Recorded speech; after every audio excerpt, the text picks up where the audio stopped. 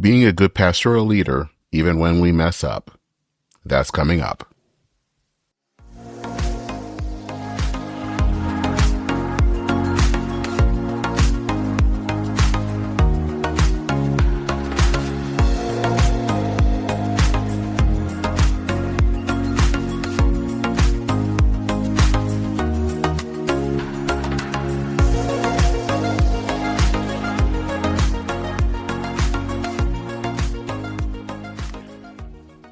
Hello, everyone, and welcome to Church and Main, a podcast for people interested in the intersection of faith, politics, and culture. I'm Dennis Sanders, your host.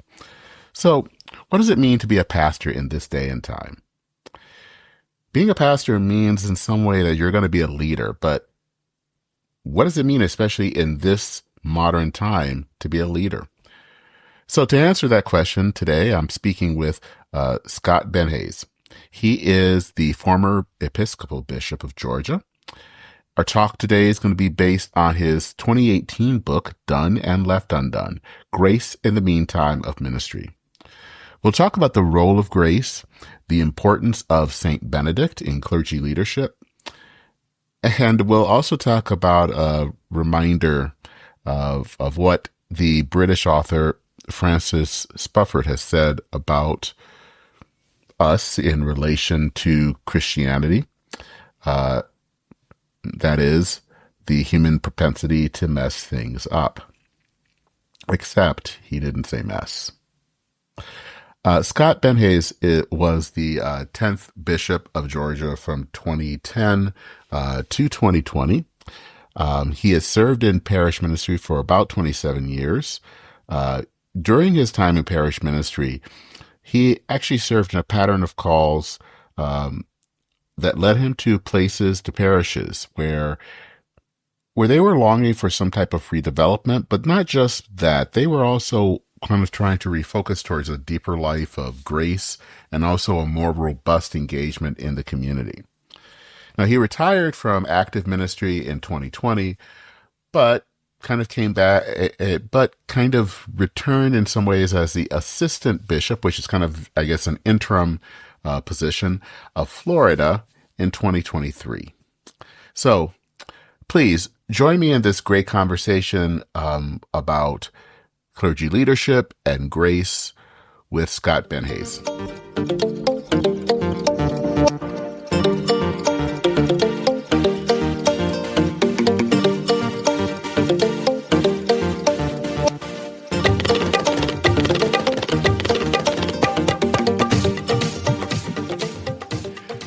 Well, thanks for joining me today. I wanted to kind of start off by knowing a little bit more about you, what your history. I know that you were for many years the bishop in Georgia, and you're kind of the bishop in Florida. That's kind of that could take up 2 hours of a pod.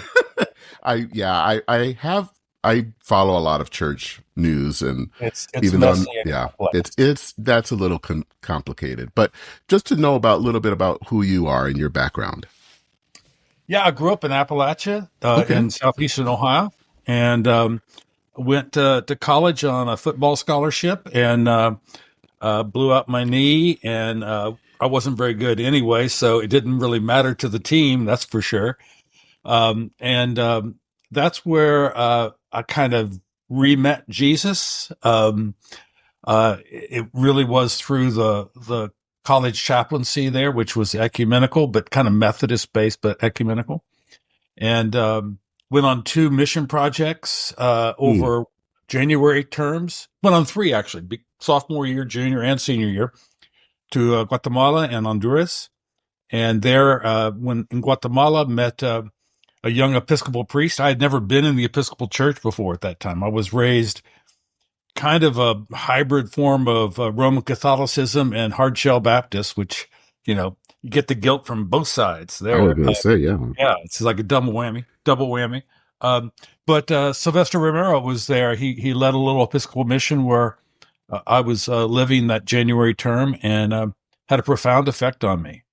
Came back and joined the Episcopal Church in college, and then did another a year of mission work in Honduras after graduation.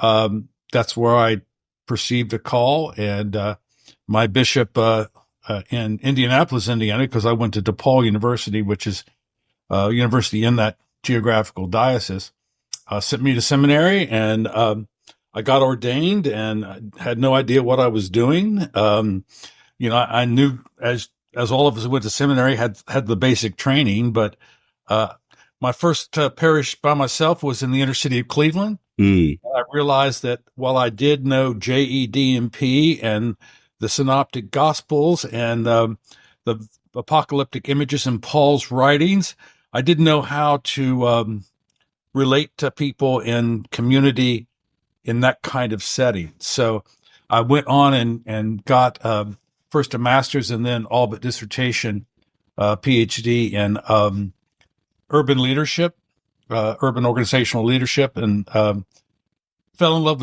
with Benedict at that time and the rule of Saint Benedict, because he was the first really great organizational theorist out there.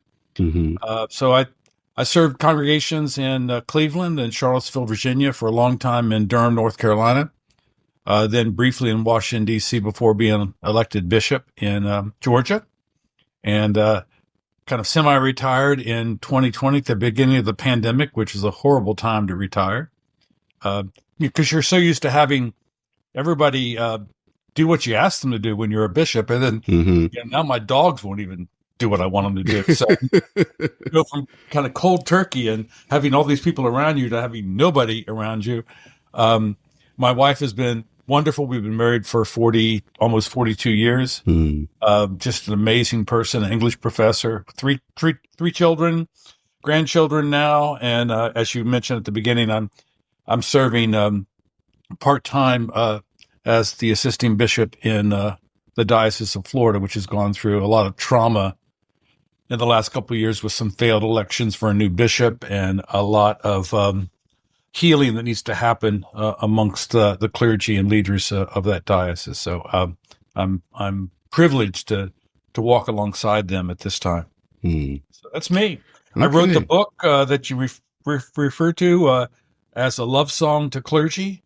I love clergy. I love working with them. I do some coaching now as well. And I really wanted to help them see that they can survive and thrive and not just get by and not be focused on every the latest fad or the latest trick that comes down the pike. I guess, Dennis, that's the best I can do for a real quick summary. Well, I think that's actually a really good summary. And I think reading the book, it's kind of been important to see that whole thing of the challenges that pastors face, but also how pastors can kind of live in the midst of all of the things that happen in leadership. I think one of the things that I came away with in reading the book, and you actually say it at the end, and actually I've experienced it in my own life, is really the struggle of being a pastor. In that in some ways, you even say this, that no one really wants what you have to give. And I think that that's true. They come to you usually with a solution in mind when in your pastoral care. Go tell so-and-so to stop doing what he's doing, or please tell my spouse this or that. So they immediately want to triangulate you into that. And what I think so many clergy fail at is they get not in the triangulation process, but they get it in the fix-it mindset. Maybe that comes out of seminary or whatever, the sense that, well, I'm the spiritual leader. I need to fix people's problems for them. And that actually is a way to infantilize people and not treat them as adults, but to rather be to walk alongside them and love them, but love them enough to nudge them in a better direction without fixing their problem. There's a wonderful book. I forget the name of the author now. She's a childhood expert, and she years ago wrote a book. And one of the stories she tells in there is of her own son who fell down and scraped his knee, and there was a lot of blood. She said he wasn't upset by the blood.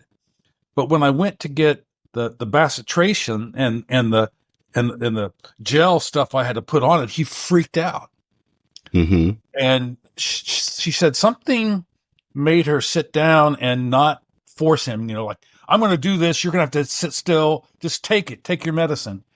She sat down next to him and just kind of left the gel out there and said, well, what are we going to do about this?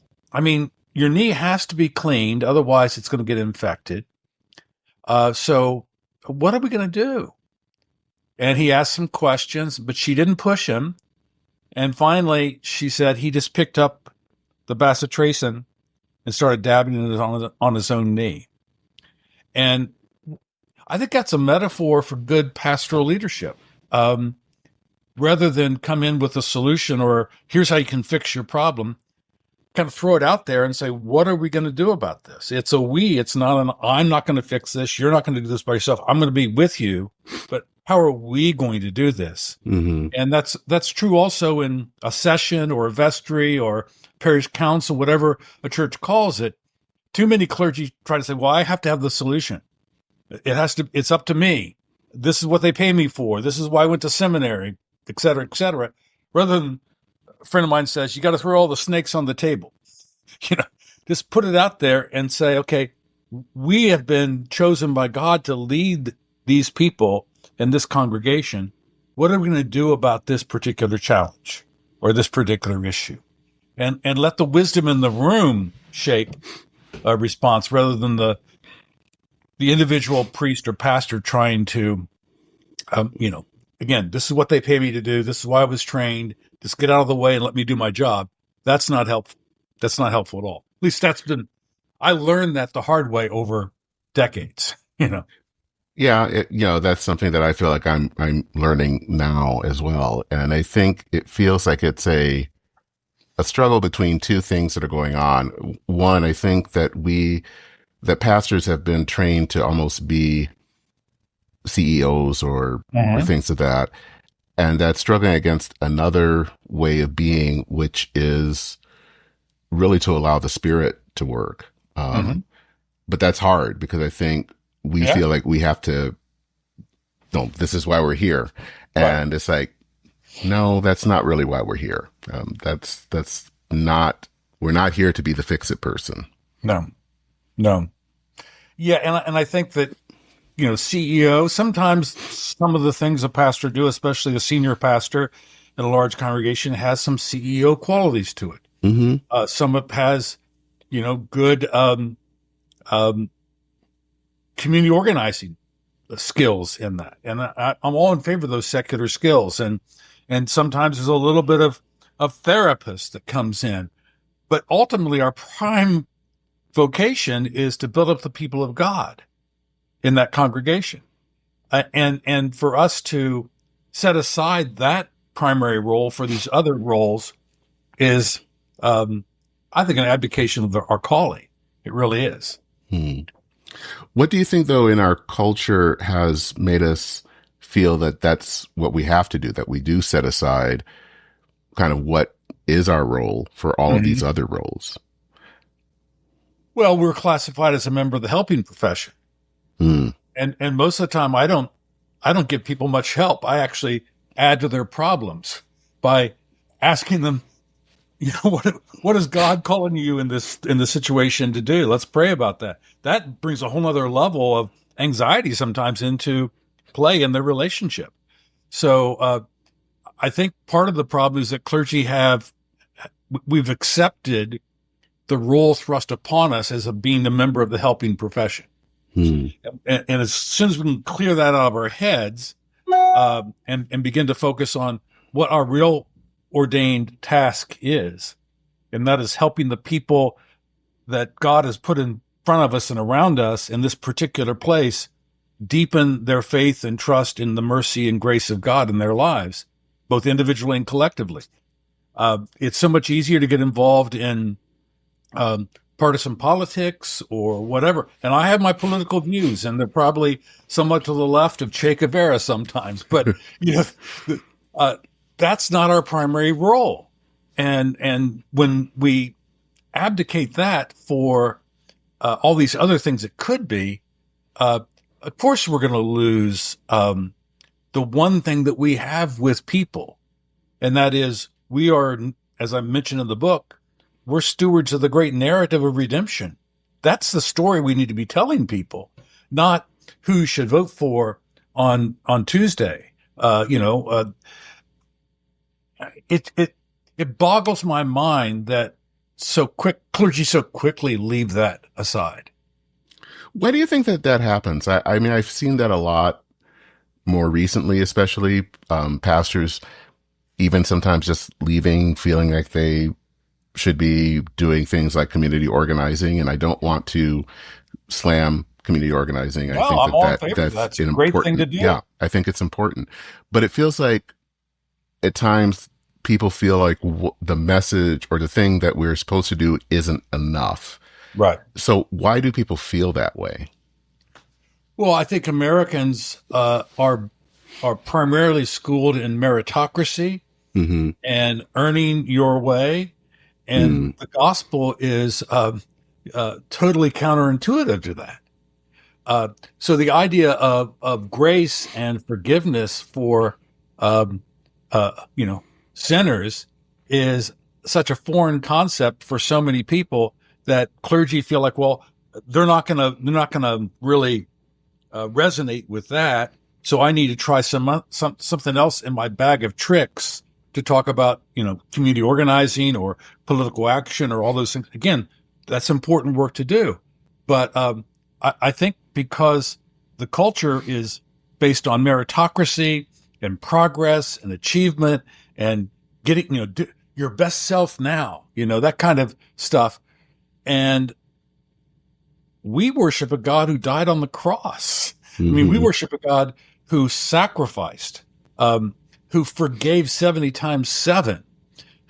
And that is so countercultural that clergy feel like, well, I can't connect with people with that message. But what I've actually found is that that's the balm in Gilead that people really want and need. I've never seen a church that led strongly with the proclamation of the unmerited grace of God for sinners. I've never seen that church decline in membership.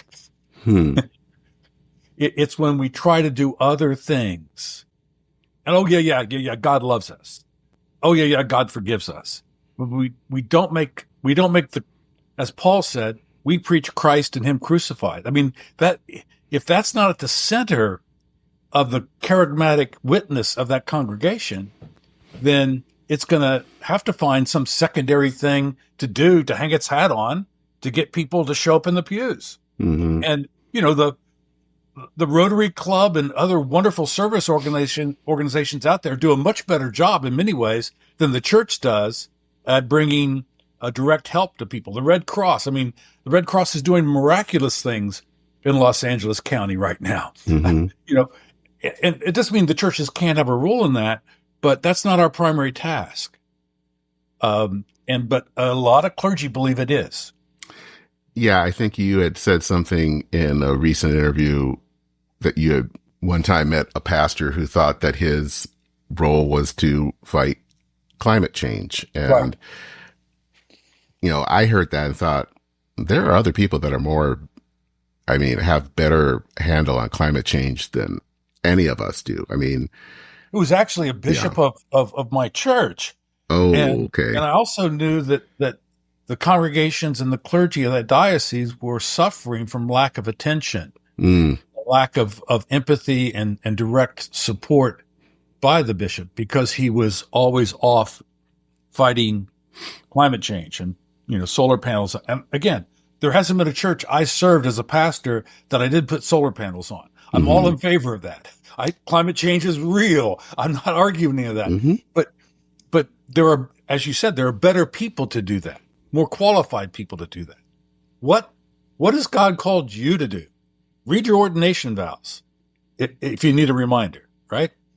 But we get distracted by the urgent thing in front of us, and we don't focus on the first things that God has called us to. So kind of getting back to the book, which is Done and Left Undone, one of the things that you say throughout the book, and there is a phrase that you use throughout the book, and that is akesis, which I hope I'm pronouncing correctly. Okay. Could you kind of explain what that is, and how does that kind of roll into kind of spiritual or pastoral leadership? It comes out of ascetical theology from the church fathers early on. Mm-hmm. And that is that, and this is not really a definition much as an explanation.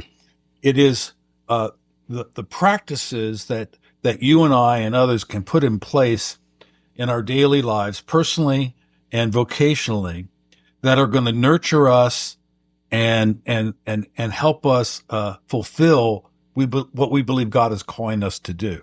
Mm-hmm. So what are those ascesis that you can be practicing on a regular basis? It's not going to hermetically seal you off from every problem, but it's going to ground you in that which is life-sustaining and help keep you from being distracted by those things that aren't. And within like the tradition of St. Benedict, those are stability, obedience, and conversion of life. So that's the primary promise of one who takes life vows in some community of St. Benedict. And so that's the primary ascesis that I was working with in the book is, stability is the capacity not to run away. Mm-hmm. That, the problems of the day are in front of you. Don't run away from them. You have to face into them. But if all you do is respond to the problems of the day and never spend any time listening, which is in Benedict's understanding, obedience. Obedience is not, following orders. Yes, sir. Obedience is deeply listening to God, listening to your own heart, listening to the cares and concerns of the people around you. So if that stability is not also mixed in with that deep listening to what God is calling you to, and the conversion of life, the capacity to be open to the new thing God is doing in your life, then that stability becomes frozenness. It becomes stuckness. Okay? So how can we inculcate, and if stability, obedience, conversion of life don't work for somebody, fine. Choose some other things that are similar to that resonate from your own tradition, and say, how are these things helping me be more faithful to my vocation? And what are those things that are going to be bringing me life? And it might mean, all sorts of things. For me, every morning I wake up, pat the dogs on the head, and I say my morning prayers to the daily office, which is a long Anglican tradition. Mm-hmm. I stay connected to the scriptures and to the prayers of the church, knowing that millions of people are praying these same prayers every day. And they've been prayed for millennia. Okay? So that helps me ground myself. That's an ascesis that grounds myself in the faith and tradition of the church. That doesn't mean I'm not ever going to be distracted, or I'm never going to do stupid stuff, or say stupid stuff, or get my rear end in trouble. Of course I will. But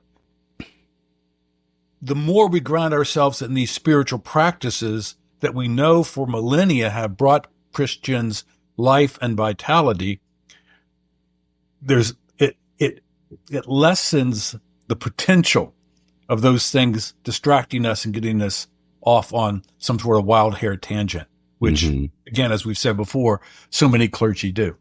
Mm. So ascesis are the spiritual practices that ground us in our vocations and our identity and purpose in Christ, I guess is the best way to put it. Or maybe it's also to help basically keep the main thing, it sounds right. like. But, if part of our ascesis is eating a pint of ice cream every night before we go to bed, how does that reflect the claims of Christ? So, people talk about a rule of life or spiritual practices, and I hear things, and some of them going, how in the world is that even remotely related to our tradition or to the practice of Christianity? And it's not, but it feeds them. And I say, well, that's fine. If that feeds you, if you eat a pint of ice cream before bed, you're going to be fed in a lot of ways. And at my age, if I did that, I'd be in real trouble. But when I was younger, I could get away with it. But the ascesis have to have some connection to the claims of Christ in our lives and in the life of the church. But they also have to be manageable. I mean, if a clergy says, I'm going to have a spiritual practice of praying 5 hours a day alone in my study, okay, that's unrealistic, and you're not going to be able to do your vocation if that's the case. So it has to be manageable, it has to be realistic, but it also has to reflect the claims of Christ on our lives. So whatever, again, I don't want to foist my tradition on anybody else. If you come from Disciples of Christ or Methodist or Presbyterian, whatever, my hunch is your tradition has those practices in it. Do them. Do them faithfully, and that will help insulate you from the stupid stuff out there that just grabs your attention and forces you. Yeah, you got to do this. You got to do this, and that's just not helpful. Actually, to be honest, I do a version of the daily office through podcasts. Yes, it's kind of the way that I can best really relate to that. So, but I think it is something that helps you. It does help you be grounded. And it's one of those weird things you kind of wonder, does this really work or how is it happening? But it does. It has an effect. It may not work in the way that people expect, but I think it does keep you at least grounded and reminding yourself of what matters. But even the question we ask ourselves, is this working, is a question of the meritocracy. Exactly. It's commodifying prayer and discipline by saying, well, I'm only going to do this because it works. No, some days it's not working. Some days it doesn't. Nope. Right. But though the mountains melt into the sea, I will say my daily prayers. Whether it works or not, I'm going to do that because that is part of my identity and purpose in this world. So they're first things that take precedent over everything else. Or we're lost. Then we're literally making it up as we go along. And everything is a situational ethic choice for us. And it's just, well, all things are, up for grabs. Let's just do what feels right in the moment. That is our culture. And that is killing us as a culture. Yes, it is. So, I mean, one of the things that, with the role of a pastor, but also then how this leads into spiritual leadership is, I think you have, talked about the life of a church, especially, are there things happening that are things like Bible study and regular prayer, and how important that can be. But it also seems like, in just talking about this, running up against a culture that makes us feel, does this work? And again, it doesn't seem like that's the point, but it seems like in churches, we don't always put as much emphasis on these things, like reading scripture or regular prayer. Why do you think that is? I mean, what is it in the culture that's making us do that? But also, what is happening within the church that's making us do that? That feels like these don't really matter as much. That's a great question, and that alone could be a conversation we could have for a couple of hours. I think it's always been there because it's human nature. So there were ways to distract people in the 17th century. Human nature is, whatever is the latest bauble in front of us, we will sometimes go to. It's like that animated movie years ago, Up, where the dog always looking for the squirrel. Yes. There are a lot of squirrels out there that draw our attention. So some clergy recognize that, and so they kind of focus on entertainment or what will draw people in. So let's get the laser light show. Let's get the rock band. Let's have a trivia night in the parish hall on Wednesdays. And again, I'm not saying that's wrong. I'm simply saying if that's the focus, then people that show up to those things can get a wrong idea about why we're here as a church. What is the mission of the church? The mission is to reconcile all people to God through Christ. I mean, that is the primary directive. If we're a Star Trek fan, that's our prime directive, right? Mm-hmm. So I think it's so easy to get frustrated in the short term because, we're offering Bible study or we're offering prayer groups, or we're actually having groups that teach people how to pray or how to develop spiritual disciplines, and not enough people are showing up. So we get antsy. We've tried it for a couple of weeks. It's not working. So let's go on. What else is in my bag of tricks I can pull out to try to bring people in? So whether it's, seasonal stuff around Halloween or whatever, I get all that. The blessing of the animals for St. Francis Day, all those things can be wholesome and good for the life of a church as long as it's directed to the primary task. But if it's directed primarily to entertaining people or just getting butts in the pews, because it's entertaining, the Sunday morning worship is entertaining. Sometimes I wonder, some of these pastors in polo shirts and skinny jeans fancy themselves as stand-up comedians. And humor is an important aspect of Christianity, because if we're not laughing at ourselves, we're not paying attention to our sin and to the stupid stuff we do. So there's a lot of humor to be found. But again, that's secondary. That's not the primary task. So, one of the things that you talk about, and you've talked about throughout the book, is the whole great narrative of redemption. And you also use the quote from Francis Spufford, which I love. I've always loved it. Yeah. The human propensity to F things up. Right. And I think that that's true. But it also seems like the narrative of redemption and what Spufford says seems to go against so much in our culture. Right. That tells us that we're wonderful, that everything is fine. It's the other guy that's a jerk. Uh-huh. And I think that that's also a challenge in our churches, because there's a part of me that thinks and even feels like we're not even trained to talk about redemption and talk about, there is I think that there's a church in Brooklyn that its whole kind of theme is that you're forgiven, and that just can upset people. Yeah. But it also is actually bringing people in as well. But what is it in especially in in our denominations and everything, that makes us feel that whole story of redemption isn't enough, that we have to add more to it? Yeah.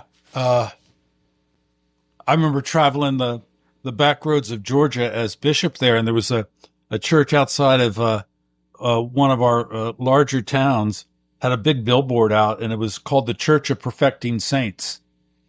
And I never did this because I didn't have enough guts, but I always wanted to stop and knock on the door and say, "How's that going for you? How's the perfection thing working out for you, man?" Because it's not working out for me.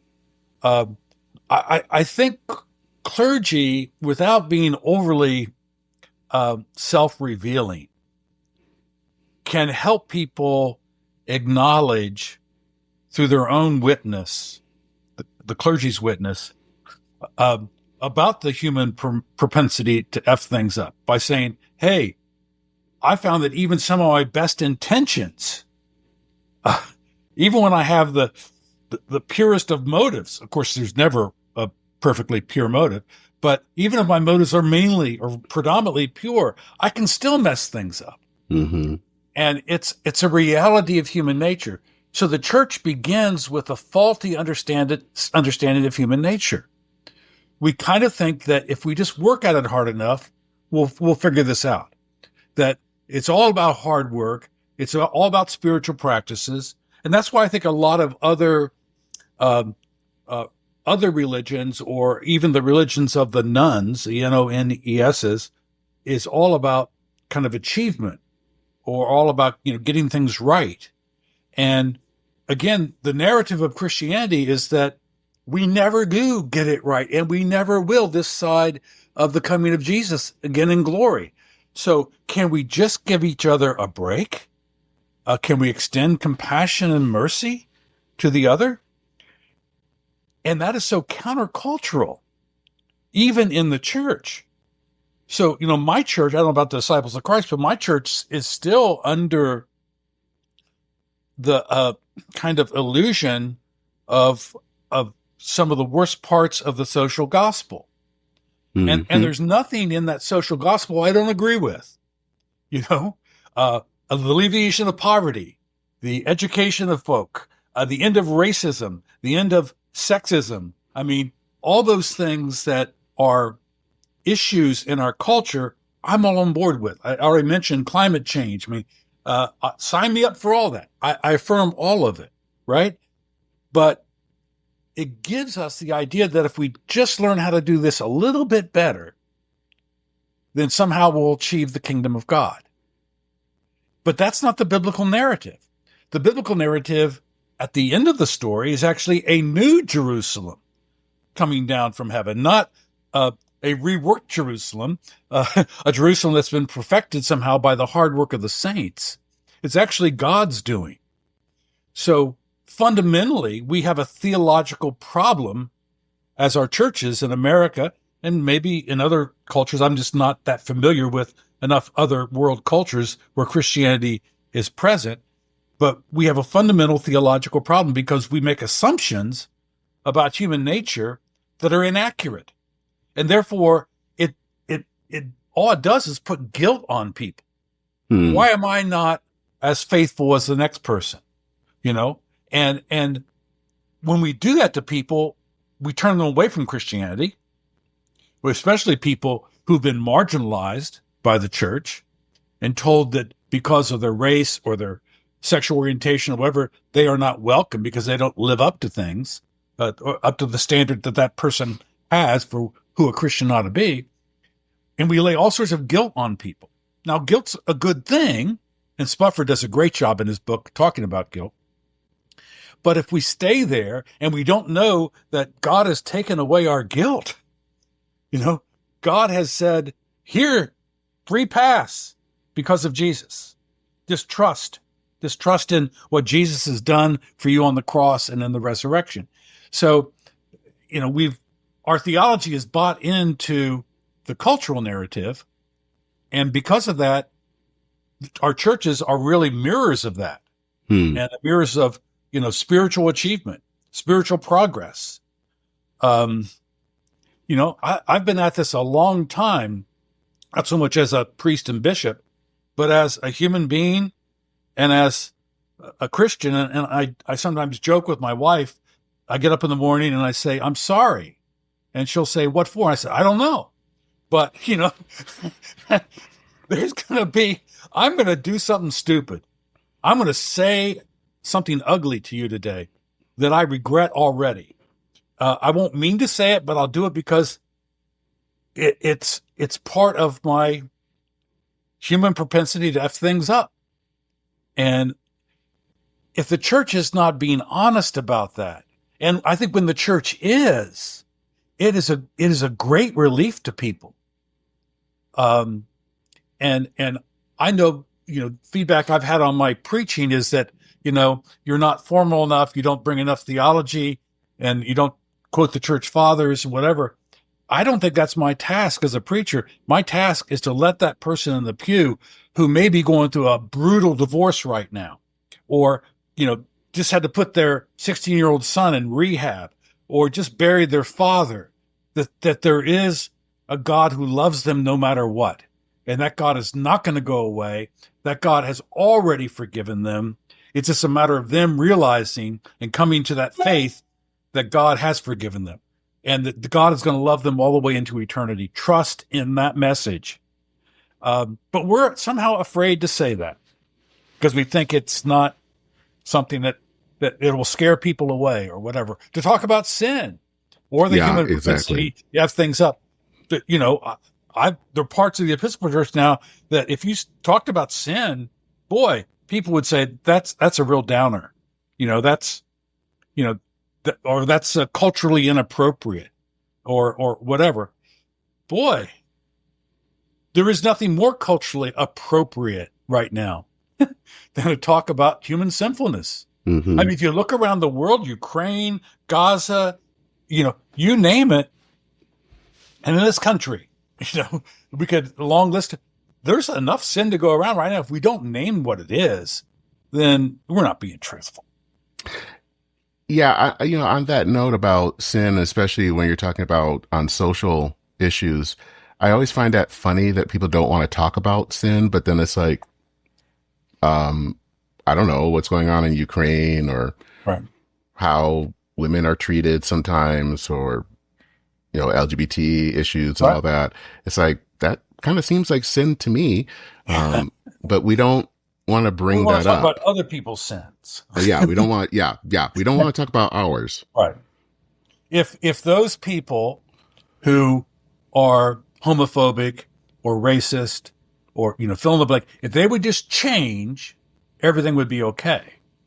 And the biblical narrative says, no, it won't be, because there'll be something else. There's always something else. It is the human propensity to F things up. Mm-hmm. And so if we're not going to F things up over race relations, we'll F things up over something else. But there is a balm in Gilead who heals all this sin-sick soulness out there. That's I think you're bringing up of Benedict, and I don't know as much about Benedict, but I do know, a little bit about the fact that, of course, he came up at a time kind of at the beginning of what has been called the Dark Ages, and his rule and all of that. It just reminds me of kind of trying to find a different way of being, especially when the culture around you seems to just be falling apart, which obviously it probably is all the time, but especially in that time, that it seems like that has a message for us today, when there are so many things going on, that it is important to have that kind of intentional faith that is going on in your life as a pastor, but then also within your community.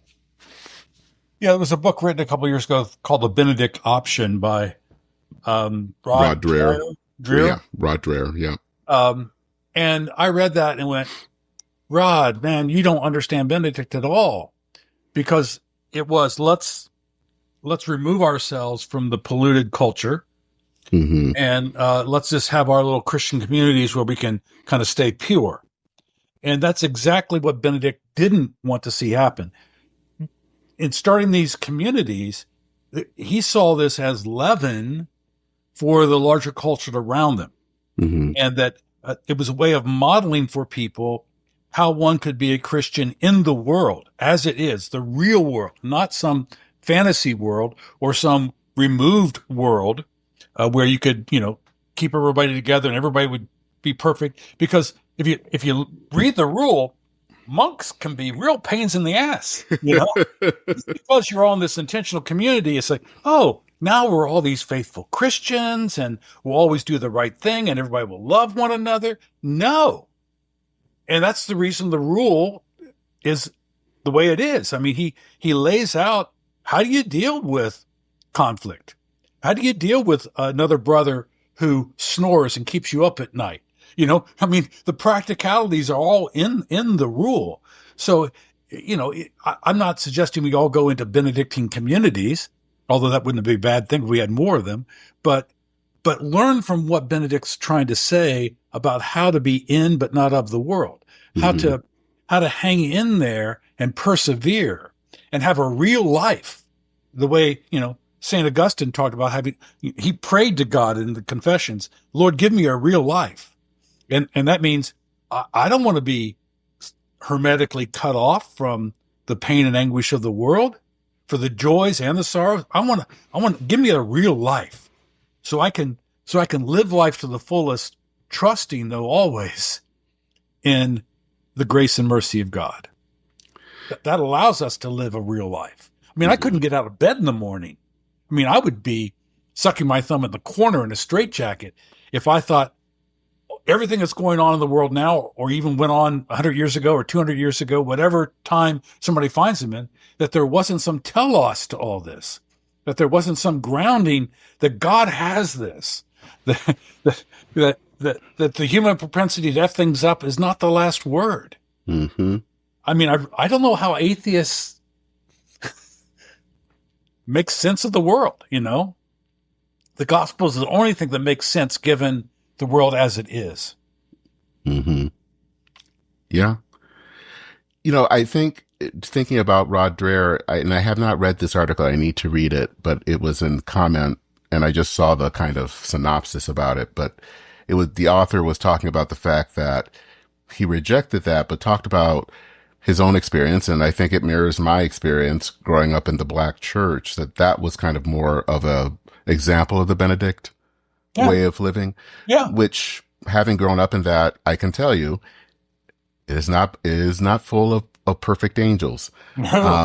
But it was modeling a different way against the wider culture and being faithful to God. I had the privilege of pastoring two predominantly, in one case, all African-American parishes in the Episcopal Church. Mm-hmm. And if it weren't for the Black church actually doing that kind of Benedictine work of saying, this is where we can be truly ourselves and real people before God, where the white person is not able to subjugate us, is not able to control our lives. This is where we can have our identity and purpose clearly spelled out. That was a vital necessity for African-American Christians, totally. And, is that necessity still there today? Maybe so. But I would hope that we would see more communities that are more integrated across cultures and races, so they can be training grounds for how to lead a real life with people who are different than we are. Because I think, a friend of mine who passed away years ago said that, we better get used to the assholes now, because we're going to be living with them in eternity someday. So this is a training ground for how are we going to live with differences. And for those people that just drive us up the wall, and for parish clergy, there's always that one person, sometimes more than one person. This is something, kind of a paraphrase of a Parker Palmer quote. He said that when there's that one person in the parish that has kind of made it their mission in your mind to make your life miserable, when that person blessedly finally leaves and goes someplace else, someone else comes in to take their place. So Palmer was saying, out of his kind of Quaker spiritual discipline, which was life-giving, get used to it now. Learn how to deal with difficult people. Learn how to love those people.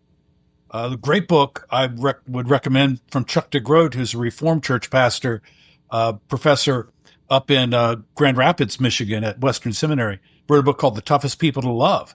It's a brilliant book. I mean, clergy all should read that. It's really a wonderful book because, there are always going to be those people in our lives. And so this idea that the fantasy we live with, that somehow we're going to get to some place where those people aren't going to be around. I mean, what are you smoking? But whatever it is, I want some of it because, and sometimes we're the toughest person to love, So clergy need to flip it and say, how hard is it?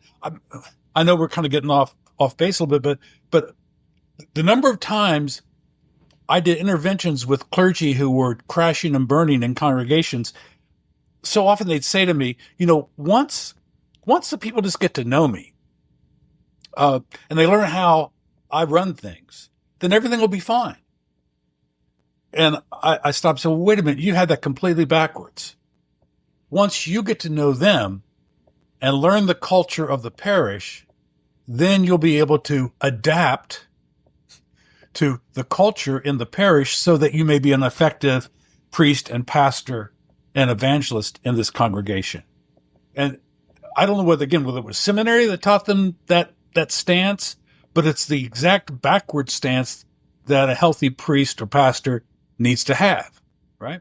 I'm going to show these people how to do liturgy the right way. I'm going to going to change all this, and I'm going to get and we're going to head down, and the kingdom's going to come here, and we're going to be a big church.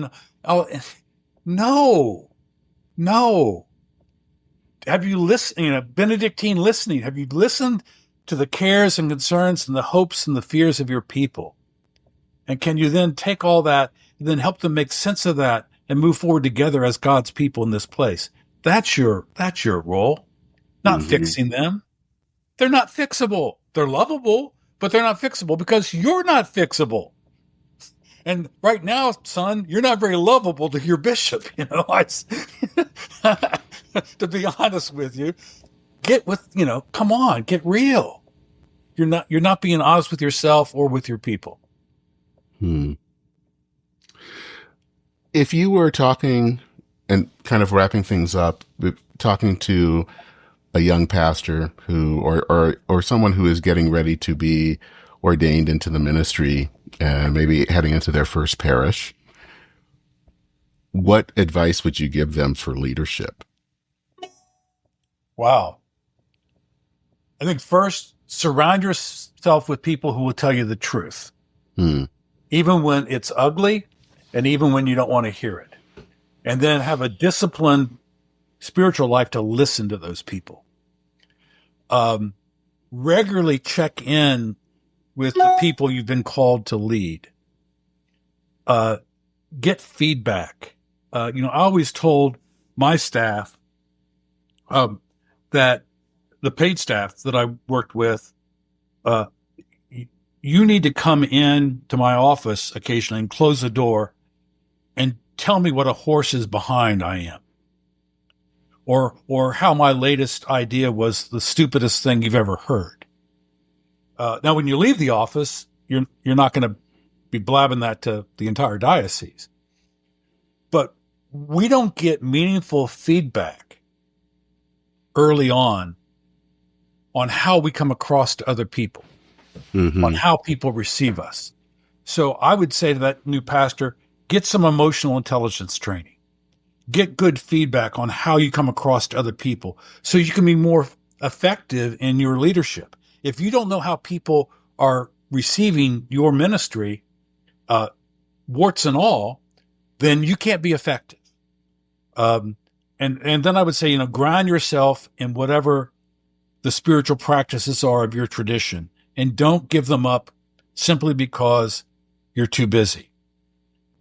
If you're not praying and reading the scriptures in some way that your tradition provides on a daily basis, it's so easy to get distracted. It's so easy to go off, at the squirrel over there. So I guess first, surround yourself with people who love you enough to tell you the truth and listen to them, and then be willing to change and adapt your behavior and style based on what you're hearing from people. In other words, be the damn adult. Don't be so childlike that you're not willing to change. Well, that's just who I am. Well, come on. No, again, you hope that God is working in you to make you more faithful and more effective in your ministry. So to say that, well, that's just who I am, and that the people need to adjust to me. No, it's the other way around. So get some emotional intelligence training. Make sure you have a good feedback loop that's honest and truthful, and not just telling you what a great person you are and how a great preacher and liturgist and pastor you are. That's not helpful, right? And secondly, ground yourself in the spiritual practices of your tradition, and don't leave them. Don't just say, well, it's inconvenient now for me to do that. No, stick with it, because that's where you're going to, again, be confronted again and again and again with the human propensity to have things up.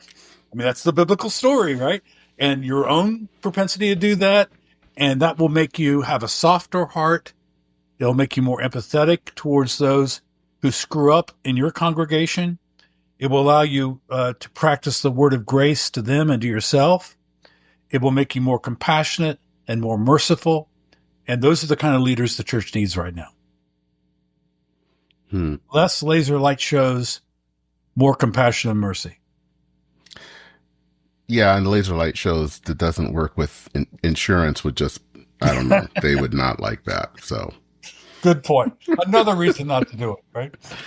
No, but I think it is important. I think the sense of having someone that can kind of tell you the truth, and to be the type of people that can tell the truth. Because I think we live in a culture that doesn't want to live out the truth. I think that's a great gift that Stanley Hauerwas and Will Willimon of Duke Divinity School have insisted on for the last 25, 30 years, that Christians need to be a truthful people. Mm-hmm. That's all we got. And that means telling the truth even when it's ugly and even when it's unflattering to ourselves or to the institution. We need to be a truthful people because we believe in the truth of Jesus Christ. And the truth will set us free, as Johnny says. All right. Well, Scott Benhase, thank you so much for taking the time. This has been a great interview. I hope that we can kind of talk again sometime. Happy to. All right. As long as I'm still vertical, I'll be glad to chat. All right. Thank you so much. Take care, brother.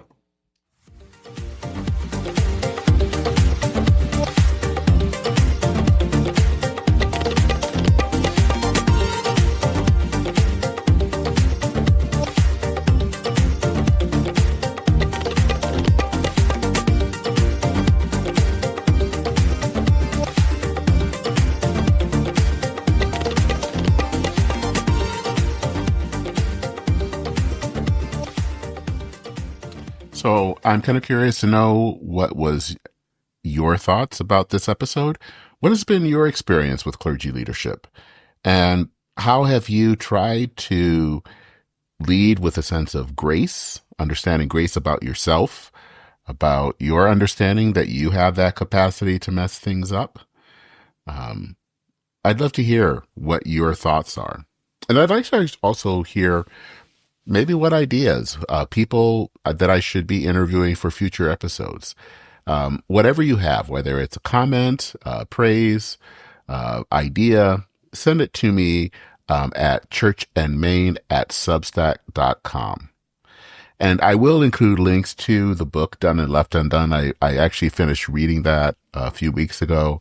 It's a really good book, and I would really urge you to read it, especially if you're a pastor. If you want to learn more about the podcast, if you want to listen to past episodes or donate, please visit churchandmain.org. You can also go to churchandmain.substack.com to read related articles, and you can also donate there. I would also hope that you would subscribe to the podcast on your favorite podcast app. And wherever you listen, that I hope that you would rate or leave a review. That helps others find the podcast. Well, that is it for this episode of Church in Maine. Thank you so much for listening. I'm Dennis Sanders, your host. Take care, everyone. Godspeed. And I will see you very soon.